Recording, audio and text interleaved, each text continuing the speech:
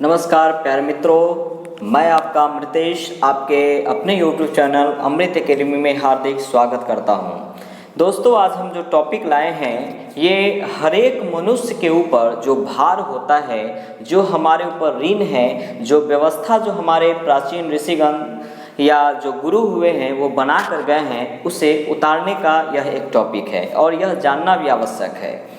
आज जो हम टॉपिक लेकर आए हैं उसका नाम है आश्रम व्यवस्था। यह जो आश्रम व्यवस्था हम लोग पढ़ेंगे यह किस काल की देन है? तो यह उत्तर वैदिक काल की देन है। वैदिक सभ्यता या वैदिक काल को दो भागों में बांटा गया था। वैदिक काल का जो समय है वो है ऋग्वैदिक काल, उसके बाद आया था उत्तर वैदिक काल। ये दोनों काल को जब मिला देते हैं तब बन जाता था वैदिक काल या वैदिक सभ्यता। वैदिक सभ्यता का समय 1500 ईसा पूर्व से 600 ईसा पूर्व तक माना गया है। इसमें से जो ऋग्वैदिक काल था, ऋग्वैदिक काल का समय 1500 ईसा पूर्व से 1000 ईसा पूर्व तथा उत्तर वैदिक काल का समय 1000 ईसा पूर्व से 600 ईसा पूर्व तक था। इसी में जो उत्तर वैदिक काल था, उसी उत्तर वैदिक काल या उत्तर वैदिक सभ्यता के समय में आश्रम व्यवस्था की स्थापना की गई थी। यानी यह जो आश्रम व्यवस्था है यह किस काल की देन है? तो यह हो जाएगी उत्तर वैदिक काल की। अब प्रश्न आता है कि यह आश्रम व्यवस्था में आश्रम का मतलब क्या होता है?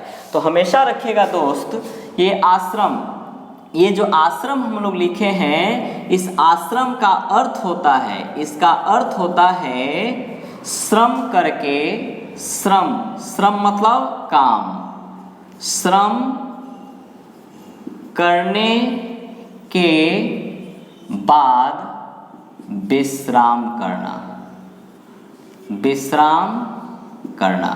ये जो वर्ड लिखे हैं, यानी काम करने के बाद जब हम विश्राम करते हैं उसी को हम लोग आश्रम कहते हैं। यह व्यवस्था कब आया था? यानी आश्रम जो व्यवस्था है तो यह उत्तर वैदिक काल की देन है। अब यह जो आश्रम व्यवस्था में जो आश्रम हम लोग पढ़ रहे हैं इसमें थोड़ा सा विवाद रहता है। अब यहाँ अंतर आपको बताना है। जैसे कभी पूछ दिया जाता है कि आश्रम कितने प्रकार के आश्रम हैं या यह आश्रम कहाँ से लिया गया है, ठीक है? तो हमेशा रखिएगा ध्यान, आश्रम अगर पूछा जाता है तो 4 प्रकार के आश्रम हम लोग रखेंगे ध्यान। वो चारों कौन कौन हैं? तो एक है ब्रह्मचर्य आश्रम, दूसरा है गृहस्थ आश्रम, तीसरा है वानप्रस्थ आश्रम और चौथा है सन्यास आश्रम। ये जो 4 व्यवस्था जो आश्रम की बता गई है, या आश्रम के प्रकार कितने हो गए? तो 4। यह 4 जो प्रकार हम लोग पढ़ रहे हैं यह किसके अनुसार नहीं, यानी कौन सा ग्रंथ या धर्म ग्रंथ है जिसके अनुसार आश्रम 4 प्रकार के होते हैं? तो हमेशा रखिएगा ध्यान कि जवालो उपनिषद के अनुसार, यानी जवालो उपनिषद के अनुसार आश्रम कितने प्रकार के? तो 4 प्रकार के होते हैं। 4 प्रकार के कौन कौन? तो ये 4 ही रखेंगे ध्यान में। लेकिन एक उपनिषद था जिसका नाम था छांदोग्य उपनिषद। हम यहीं पर लिख देते हैं छांदोग्य उपनिषद। इसके अनुसार 3 प्रकार की आश्रम को बताई गई है। तो आपसे जब भी पूछा जाए कि आश्रम कितने प्रकार के होते हैं तो 4 प्रकार के। किसके अनुसार? तो जवालो उपनिषद के अनुसार। पूछा जाएगा किसके अनुसार या कौन से धर्म ग्रंथ के अनुसार आश्रम 3 प्रकार के होते थे, तो उसका नाम होगा छांदोग्य उपनिषद के अनुसार। और यह 3 प्रकार में कौन सा छांदोग्य उपनिषद में नहीं होगा? तो हमेशा रखिएगा वानप्रस्थ आश्रम। ये जो वानप्रस्थ आश्रम है ये छांदोग्य उपनिषद में नहीं है, ठीक है? इसीलिए इसको ज्यादा प्रमाण नहीं दिया गया है। जब भी याद रखिएगा तो जवालो उपनिषद के अनुसार। तो जवालो उपनिषद के अनुसार कितने हैं आश्रम? तो 4 हो गए। अब आता है प्रश्न कि उपनिषद कितने हैं? तो उपनिषद की संख्या कुल होगा 108। उपनिषद कितने हैं? 108, जिसमें 13 ही उपनिषद ऐसे हैं जो कि प्रमाणित उपनिषद है। उसी 13 उपनिषद में से, प्रमाणित उपनिषद में से एक छांदोग्य है और दूसरा एक जवालो उपनिषद है, ठीक है? तो अब हम लोग पढ़ेंगे, सीधा सा क्वेश्चन पूछा जाए, ज्वालो उपनिषद के अनुसार आश्रम कितने प्रकार के? 4 प्रकार के। 4 प्रकार के आश्रम है, कौन कौन? एक है ब्रह्मचर्य आश्रम, दूसरा गृहस्थ आश्रम, तीसरा वानप्रस्थ आश्रम, चौथा है संन्यास आश्रम। अब हम लोग पढ़ते हैं ब्रह्मचर्य आश्रम का समय कब से कब तक, इसकी आयु कितने समय तक मानी गई है। तो ब्रह्मचर्य आश्रम जो है या ब्रह्मचर्य जो है जो आश्रम, यह मुख्य रूप से 0 से 25 वर्ष तक का समय को कहते हैं। यानी किसी मनुष्य की आयु जन्म जो लेता है वहां से लेकर 25 वर्ष की उम्र तक का जो समय है वो कहलाता है ब्रह्मचर्य आश्रम।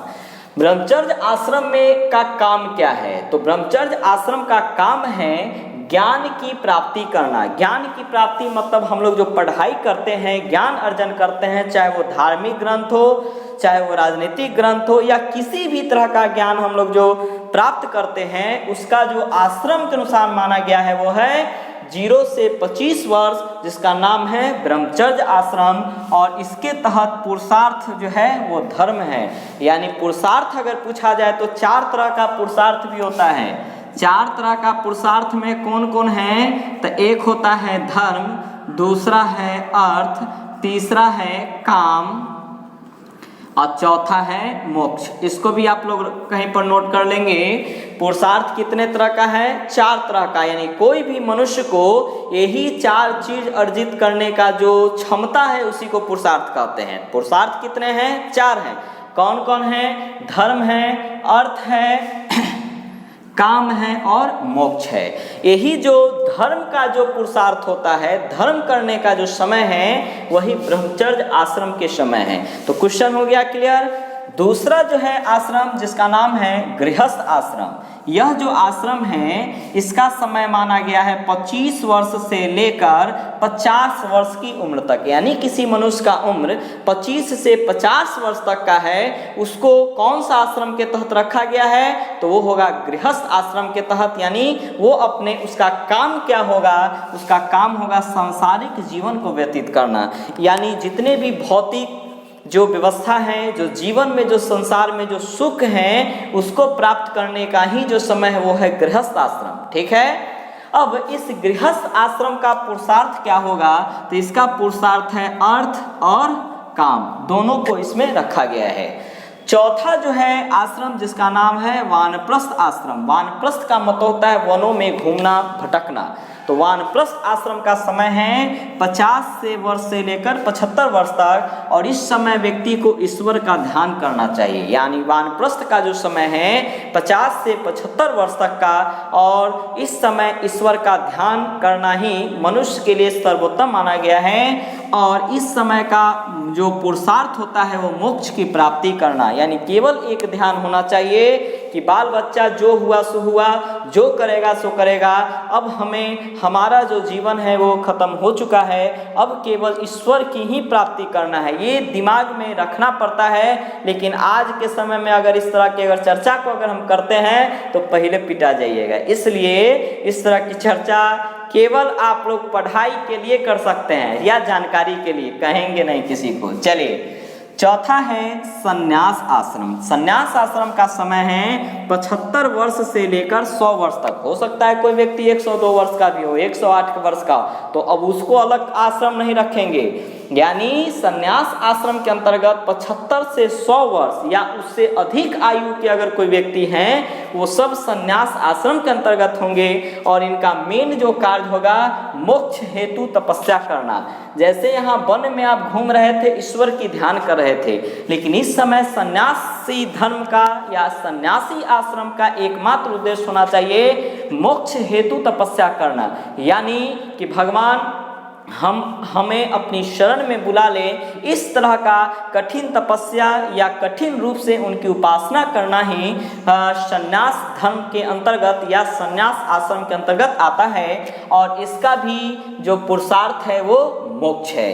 तो अब आप लोग के सामने क्लियर हो चुका है कि आश्रम 4 प्रकार के हैं ज्वालोपनिषद के अनुसार। 4 कौन कौन होंगे तो ये रखिएगा ध्यान। अब आता है प्रश्न, या आपसे पूछा जा सकता है चार आश्रम में सबसे अच्छा आश्रम किसे माना गया है, या चारों आश्रम में सर्वोच्च किसे माना गया है? तो सबसे अच्छा जो आश्रम है, सर्वोच्च जो मानी गई है, वो है गृहस्थ आश्रम को। कौन सा आश्रम सर्वोच्च है? तो गृहस्थ आश्रम। और गृहस्थ आश्रम के अनुसार गृहस्थ आश्रम जो है सर्वोच्च आश्रम है ज्वालोपनिषद के अनुसार। और गृहस्थ आश्रम में जो मनुष्य होते हैं, मनुष्य के लिए एक अच्छी व्यवस्था भी की गई है। जैसे मनुष्य जन्म लेता है तो उसके ऊपर विभिन्न प्रकार के ऋण होते हैं, भार होते हैं, ठीक है ना। वो उस भार को से हट भी सकता है, यानी उतार सकता है, या जो उससे ऊपर जो विभिन्न तरह का जो, चाहे वो पितर का हो सकता है या विभिन्न तरह के जंतुओं का हो सकता है, विभिन्न तरह के जो जीव है उसका हो सकता है, उसको उतारने का जो समय है वही है गृहस्थ आश्रम। और गृहस्थ आश्रम में मनुष्य के लिए 5 प्रकार की, पहले ऋण रखिएगा ध्यान, मनुष्य के लिए 3 प्रकार की ऋण की व्यवस्था की गई है। कितने तरह का ऋण है मनुष्य के ऊपर? 3 है। और 5 महायज्ञ होते हैं। 5 महायज्ञ से जो भार होते हैं उसको उतार सकता है, उससे निवृत्त हो सकता है। तो आपसे पूछा जाए कि 4 आश्रम में सर्वोच्च कौन सा आश्रम है मनुष्य के लिए खासकर, तो वो होगा गृहस्थ आश्रम। गृहस्थ आश्रम में मनुष्य जो है निवृत्त हो सकता है किससे, यानी किस भार से वो हट सकता है? तो ऋण होता है 3 तरह का, उससे हटने की व्यवस्था है। 5 महायज्ञ होते हैं जो 5 है, उससे हटने की व्यवस्था है।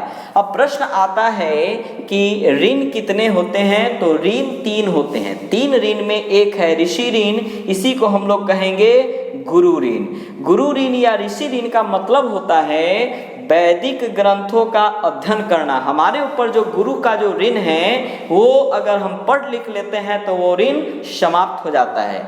दूसरा है पितृ ऋण, पुत्र की उत्पत्ति करना। अगर आपका वंश अगर चलने लगा, पुत्र की प्राप्ति हो गई, तो आपके जो पिता हैं वो कहेंगे, या आपके जो पितर हैं वो कहेंगे कि हाँ मेरा वंश चल चुका है, इसलिए पुत्र की प्राप्ति करना भी एक तरह का ऋण है, और वो ऋण भी पितृ ऋण कहलाता है। तीसरा है देव ऋण, जो धार्मिक अनुष्ठान एवं यज्ञ करने से खत्म हो जाते हैं। अगर हम विभिन्न तरह का धार्मिक कार्य करें, यज्ञ करें, तो हमारा जो देव ऋण है वो उतर सकता है शरीर से। दूसरा, इस तीनों के अलावा कभी भी पूछ देता है इनमें से कौन सा ऋण नहीं है, उसमें मात्र ऋण भी देगा।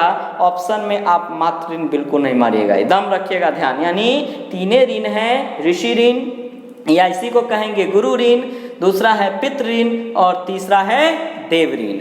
अब आते हैं 5 महायज्ञ। 5 महायज्ञ में एक होता है ब्रह्म या ऋषि यज्ञ। ब्रह्म या ऋषि यज्ञ जो है पठन पाठन एवं प्राचीन ऋषियों के प्रति कृतज्ञता को ज्ञात करना, यानी कृतज्ञता करना नहीं।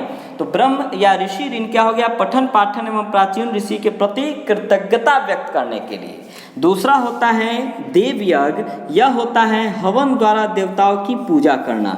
अगर हम हवन उपासना करते हैं देवताओं की, तो यह जो यज्ञ है हमारा संपूर्ण माना जाता है। उसी तरीके से है पितृयज्ञ। पितृयज्ञ जो है पितरों का तर्पण एवं श्राद्ध करना। जो हमारे पितृ हैं, धार्मिक ग्रंथों में श्राद्ध का बहुत बड़ा महत्व है। श्राद्ध करते हैं, हमारे पितर हमें आशीर्वाद देते हैं। उसी तरीके से तर्पण करते हैं तो भी हमारे जो पितर हैं, पितर का मतलब हो गया हमारे जो वंश में जो पूर्वज हुए हैं उनकी बात हो रही है। वो सब जो है उस सब का जो यज्ञ होता है, एक तरह का उनकी पूजा हम लोग कर रहे हैं। पूजा करेंगे तो हमारे ऊपर उनका आशीर्वाद बना रहेगा और हम आगे फल फूल सकते हैं। तो वो हो गया एक पितृ ऋण। चौथा है मनुष्य ऋण, या उसी को नृयज्ञ कहते हैं। मनुष्य या नृयज्ञ, यह होता है अतिथि सत्कार करना। अतिथि सत्कार करने से भी वो भगवान के रूप में होते हैं, और हम अगर उनका सत्कार करते हैं तो वो भी हमारा एक यज्ञ है, पूजा है, जिसका नाम है मनुष्य या नृयज्ञ। 5वां है भूत या बलि यज्ञ। भूत यज्ञ या बलि यज्ञ एक ही होता है। इस यह क्या है? समस्त जीवों के प्रति कृतज्ञता करना। जैसे विभिन्न तरह का धरती पर जीव है, चींटी है, मच्छर है। अगर हम चींटी है, बहुत तरह के पशु पक्षी हैं, उन सबको भोजन इत्यादि कराते हैं, तो हमारा एक यज्ञ यह भी संपूर्ण हो जाता है और हमें वो लोग भी आशीर्वाद देंगे। तो ध्यान रखिएगा, गृहस्थ आश्रम मनुष्य के लिए सर्वोत्तम है।